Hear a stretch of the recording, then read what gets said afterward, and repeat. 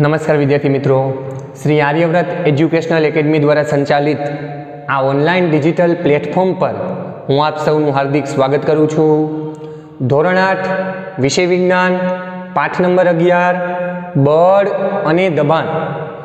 आजनो जे आपणो प्रश्न छे ते प्रश्न छे बळ वडे उत्पन्न थई सकती असर जणावो। मीन्स के तमे कोईपण वस्तुने बळ आपो तो तेनी अंदर शुं शुं उत्पन्न थई सके, बळनी मददथी शुं शुं फेरफार थई सके ते आपणे जणाववानुं छे। हवे सौप्रथम आपणने ए ख्याल होवो जोईए के बळ एटले शुं। तो अगाउना विडियोमां आपणे एवुं भणी गया छीए के कोईपण पदार्थने धक्को मारवो अथवा तो खेंचाण करवुं, धक्को अथवा तो खेंचाण ए पदार्थने आपणे तेना उपर बळ लगाडीए छीए तेवुं बोलाय।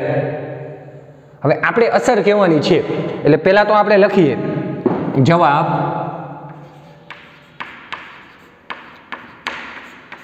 प्रथम मुद्दो શું લખીશું કે બળ વડે ઉત્પન્ન થઈ શકતી અસરો નીચે પ્રમાણે છે અથવા તો આ મુજબ છે। બળ વડે ઉત્પન્ન થઈ શકતી અસરો नीचे प्रमाणे छे, नीचे प्रमाणे छे अथवा तो आ मुजब छे। जो कोई पदार्थ स्थिर होय, स्थिर एटले एमनेम पड़ेलो होय, दाखला तरीके अत्यारे हूँ हलनचलन न करूँ, आम ऊभो रही जाऊँ तो शुं कहेवाय स्थिर अवस्था। एवी ज रीते कोईपण पदार्थ स्थिर अवस्थामां होय अने एने धक्को मारीए। हवे जोजो धक्को, धक्को एटले बळ, एटले आपणे एने शुं आप्युं बळ। तो ए पदार्थ स्थिर अवस्थामांथी कहेवामां आवे गतिमां, हलनचलन करवा लागशे। आम आपणे ऊभा रही जईए एकदम टटाट सीधा स्थिर अवस्थामां। हवे कोई आपणे पाछळथी आवीने आम धक्को मारे तो आपणे शुं करवा लागीए हलनचलन, अने ए हलनचलन एटले शुं कहेवाय गति। धक्को मार्यो, धक्को एटले बळ आव्युं, एटले पहेलो मुद्दो लखવો હોય तो लखी शकाय बळ वडे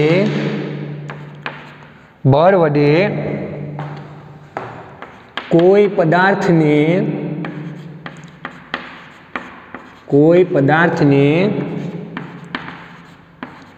स्थिर अवस्थामांथी गतिमान अवस्थामां लावी शकाय छे। गतिमान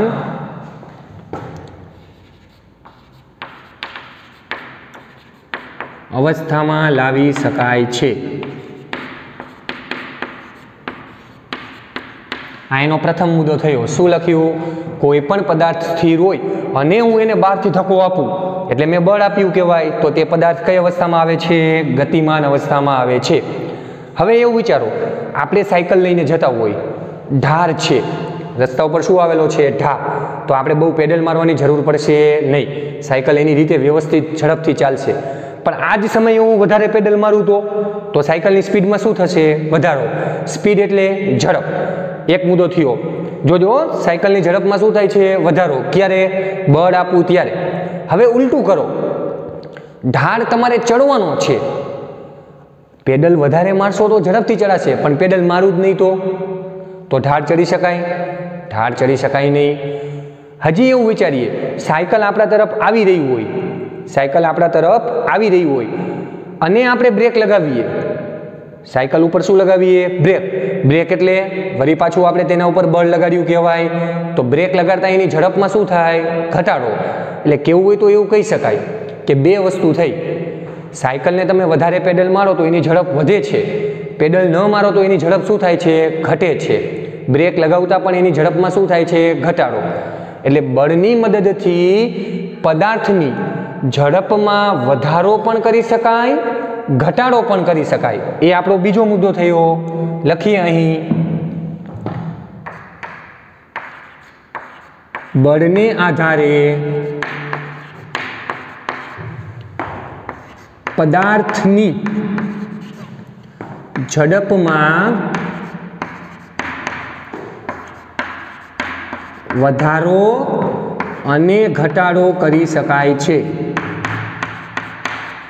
अने घटाडो करी शकाय छे।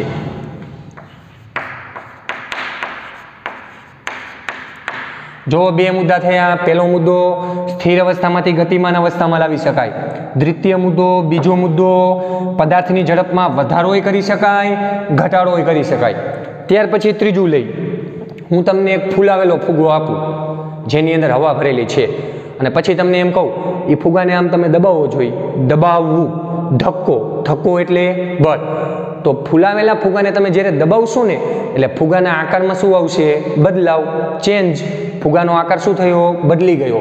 ત્રીજો મુદ્દો લખવો હોય તો એવો લખી શકાય કે બળ વડે પદાર્થના આકારમાં ફેરફાર લાવી શકાય છે.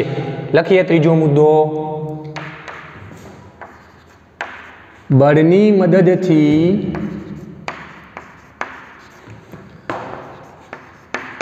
પદાર્થના આકારમાં ફેરફાર લાવી શકાય છે.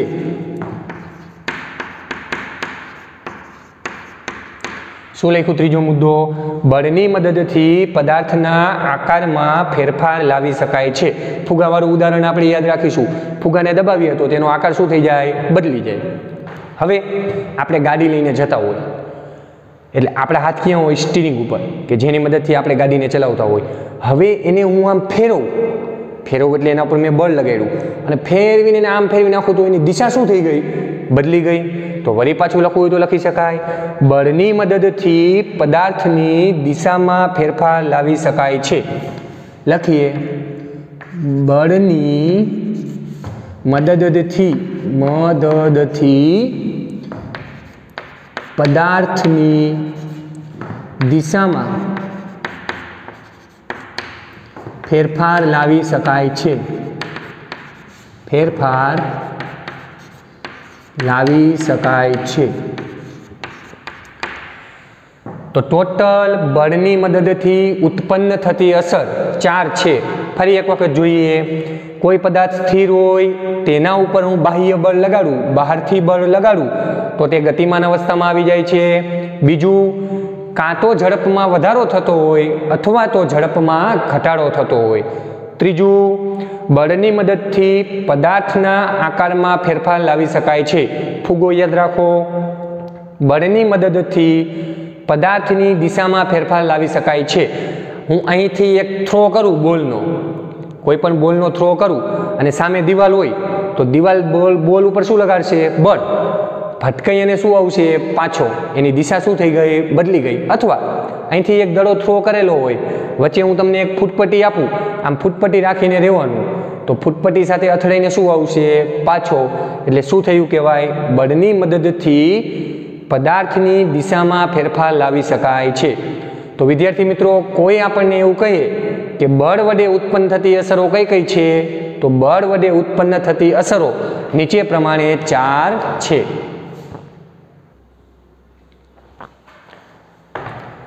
ત્યાર પછીનો આપણે જો બીજો પ્રશ્ન છે એ પ્રશ્ન છે બળ બે પદાર્થોની આંતરક્રિયાને કારણે ઉદ્ભવે છે. આ વિધાન સમજાવો.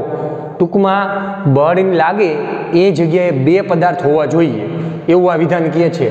એક પદાર્થથી કે બળ લાગે જ નહીં, આપણે સમજાવવાનું છે. હવે ઉદાહરણ વિચારીએ. એક કાર છે. કાર અત્યારે સ્થિર અવસ્થામાં છે, તેને કોઈ ચલાવતું નથી, ઊભી છે.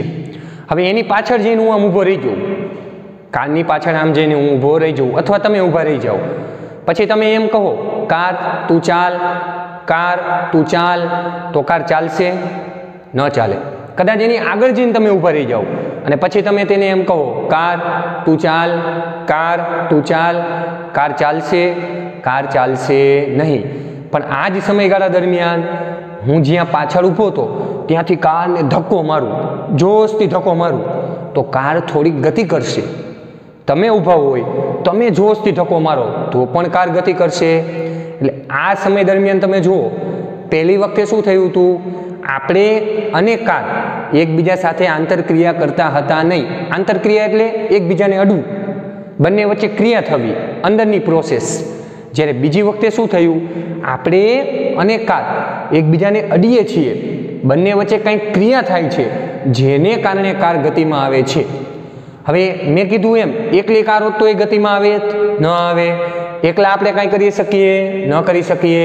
એટલે ઓછામાં ઓછા બે પદાર્થ હોવા જોઈએ, એક આપણે અને કાર, બે પદાર્થ થયા ત્યારે જ બળનો ઉદ્ભવ થાય છે, નહીતર બળનો ઉદ્ભવ થાય નહીં. લખીએ આનો જવાબ. ઉદાહરણ જ લખવાનું છે, એ જ સમજાવીએ આમાં. ધારો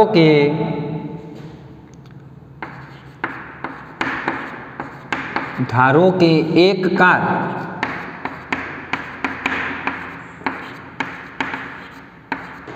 સ્થિર અવસ્થામાં રહેલ છે,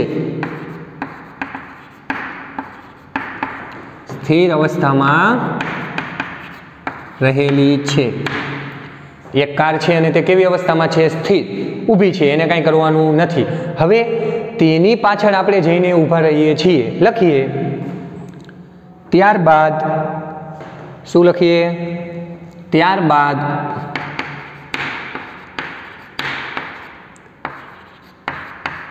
એક માણસ અથવા તો આપણે, ત્યારબાદ એક માણસ તેની પાછળ જઈને ઊભો રહે છે.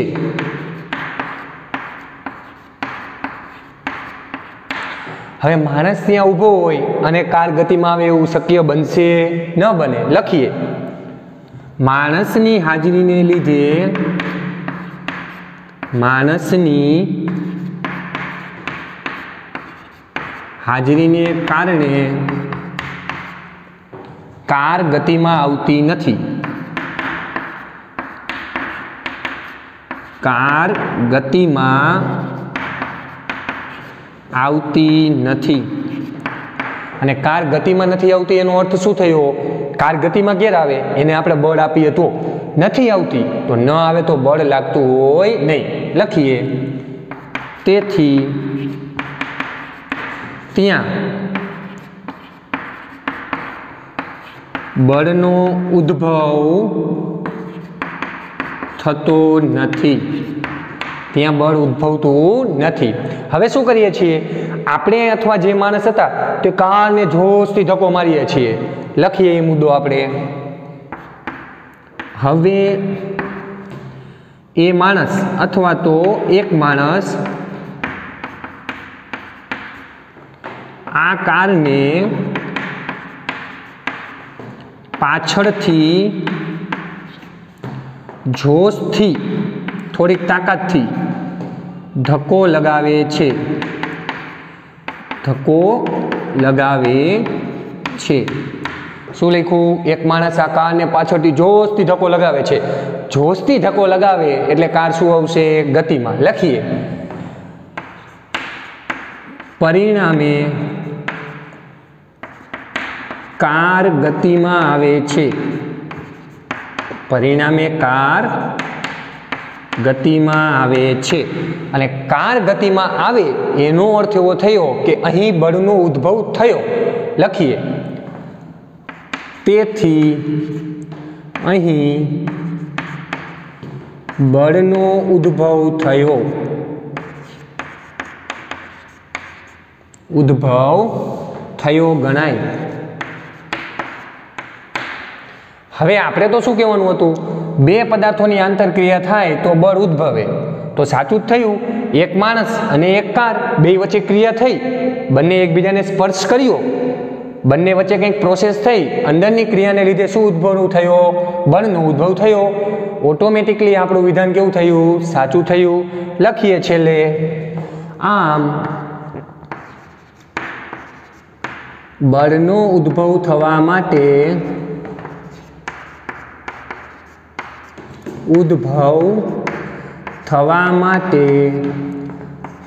બે પદાર્થો વચ્ચે આંતરક્રિયા થવી જરૂરી છે. જો બે પદાર્થ ન હોય તો બળ ઉદ્ભવી શકે નહીં. કદાચ આપણને એમસીક્યુમાં ખરા ખોટામાં એવું પૂછવામાં આવે કે એકલું અટૂલું બળ હોઈ શકે? એકલું અટૂલું બળ હોઈ શકે એટલે કે એકલું બળ હોય? એકલું અટૂલું બળ ક્યાંય હોઈ શકે નહીં. એ અસ્તિત્વ ધરાવી શકે નહીં. તો વિદ્યાર્થી મિત્રો, આ વિધાન પણ આપણે આજે સમજ્યા. બળ બે પદાર્થોની આંતરક્રિયાને કારણે જ ઉદ્ભવે છે. કઈ રીતે? કારવાળું ઉદાહરણ યાદ રાખવાનું અને એ ઉદાહરણને આ પ્રશ્નના જવાબ સ્વરૂપે લખીશું.